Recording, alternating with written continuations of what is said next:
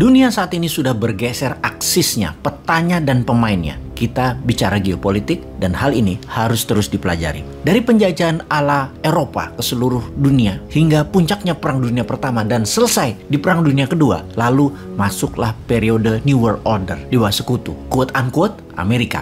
Aksis sentrum of gravitasnya Amerika. Petanya adalah kebijakan luar negeri Amerika dan pemainnya adalah Amerika dengan sekutunya. Awalnya di tahun 50-an hingga awal tahun 90-an, musuhnya adalah komunisme di bawah Uni Soviet dan negara-negara beraliran komunis melawan demokrasi. Kalau demokrasi dibantu Amerika, kalau komunis dibantu Soviet. Tiongkok masih negara underdeveloped, masih dibantu Soviet di zaman Mao Zedong tentunya. Hingga separuh masa Deng Xiaoping masih dibantu Soviet. Yang untuk Deng Xiaoping kita bicarakan khusus. Kita akan membedah bukunya Ezra Vogel tentang reformasi ekonomi Tiongkok di chapter khusus untuk hal itu. Kita kembali ke Amerika. Perang demokrasi melawan komunisme disebut Perang Dingin atau Cold War. Karena perangnya perang spy, perang mata-mata, perang ala-ala James Bond. Pihak Barat bunuh ilmuwan Soviet, pihak KGB ambil data intelijen NASA dan Pentagon. Kedua belah pihak saling adu spy, adu data, saling serang dalam shadow dan silent operation.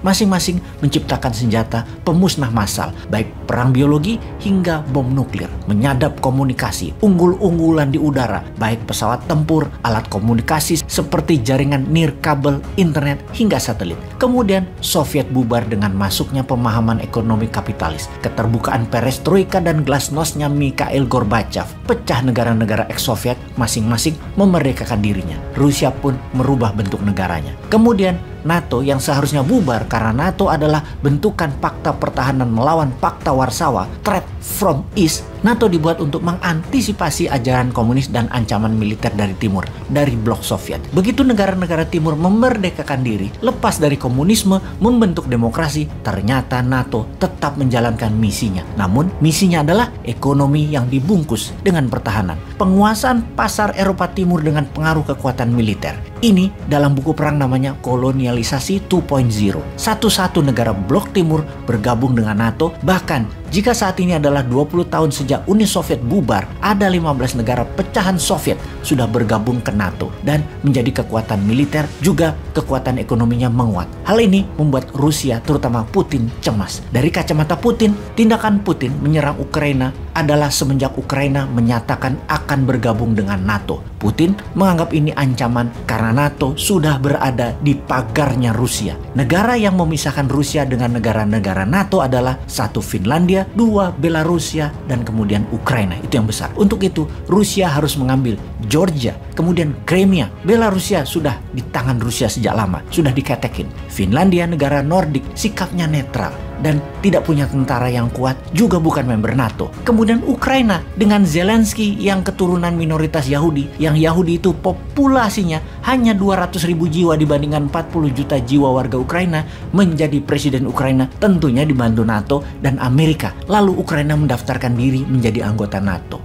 Rusia berang. Jadi kita mulai paham lebih dalam lagi sekarang mengapa Rusia menggunakan kekuatan Muslim, tentara Suriah, dan pasukan Chechnya. Karena selain ideologi mereka anti-Yahudi, mereka sangat paham perang kota atau urban war. Secara kampanye, Putin miring ke dunia Islam. Negara Timur Tengah, termasuk negara Asia Selatan dan Asia Tenggara, blok Arabia, Turki, blok Persia, Iran, Irak, Pakistan, Bangladesh, India, sampai Indonesia, terus dipromosikan semangat uranya. Di antara kekuatan Rusia versus NATO dan Amerika, ada negara yang selalu main cantik yang namanya Tiongkok. Di dalam negeri Tiongkok, Putin sangat diagungkan. Perjuangannya melawan New World Order Amerika dan NATO di seluruh media Tiongkok dibela, didukung. Bahkan perdagangan dengan Rusia terus ditingkatkan, di mana perdagangan dengan Rusia Tiongkok meningkat lebih dari 100% dalam 4 bulan terakhir, terutama energi. Dan Tiongkok mau bayar pakai rubel. Itu solidaritas pertemanan yang sangat dekat. Putin sungguh sebelum menyerang Ukraina,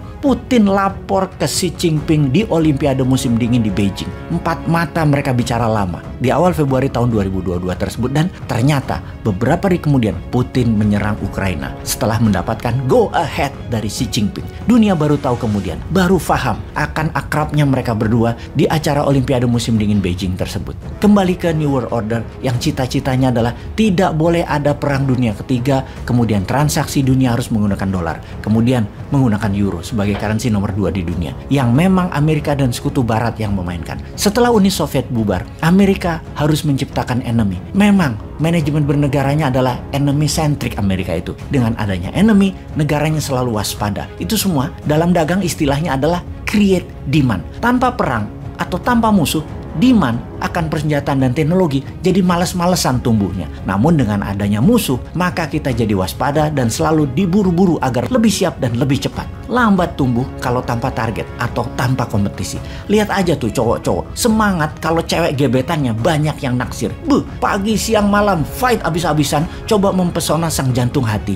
Akan lebih sur semangat juangnya. Penting itu ada musuh bersama, ada yang ditakuti, ada gairah untuk menjadi pemenang dalam kompetisi tersebut. Kalau tak ada musuh, semua teman, politik bebas aktif, habis lo dilibas, bernegara kok kayak pedagang. Kembali ke Amerika setelah tidak ada lawan. Di tahun 90-an mulailah diciptakan lawan baru. Sekali lagi, diciptakan. Belasan orang di Pentagon membangun pemahaman Salafi jihadi yang kemudian ditanam ideologi tersebut di selatan Jazirah Arabia, kemudian sekitar Suriah dan wilayah Irak, yang wilayah tersebut dinamakan Syam. Mereka awalnya dibangun tersebut adalah hornet nest saja untuk melindungi Israel dan kepentingan Amerika akan dunia perminyakan di Timur Tengah. Jadi niat awalnya Amerika itu harus punya musuh, dan setelah aliran komunis musnah, maka ideologi Islam garis keras dijadikan mainan mereka selanjutnya. Sekali lagi, tadinya hanya hornet nest strategi. Namun ketika Amerika terus membuat perang di negara penghasil minyak bumi, mereka akhirnya melawan Amerika dengan kampanye ideologi Islam melawan Amerika.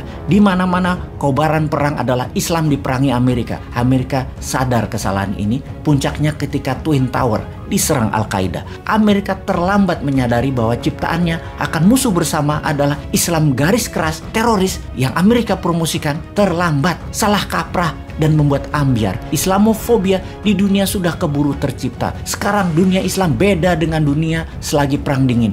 Dunia Islam sudah tarik garis dengan Amerika, garis tebal, anti Amerika, dan banyak belahan dunia jadi alergi dengan Islam, terutama kaum Barat, kulit putih, dan Amerika, kulit putih. Amerika sadar, namun telat. Damage already done. Kerusakan sudah dibuatnya. Kemudian ada telat berikutnya. Selagi asik-asik perang di Timur Tengah, ambilin harta Timur Tengah yaitu negara, emas, dan minyak, Tiongkok main halus dengan strategi Deng Xiaoping di awal sekitar tahun 80-an dan puncaknya di Olimpiade Beijing tahun 2008. Amerika tersentak. Urusan belum selesai dengan what so called teroris yang di frame agama Islam, musuh ekonomi muncul dengan senjata obornya. Kita lanjut.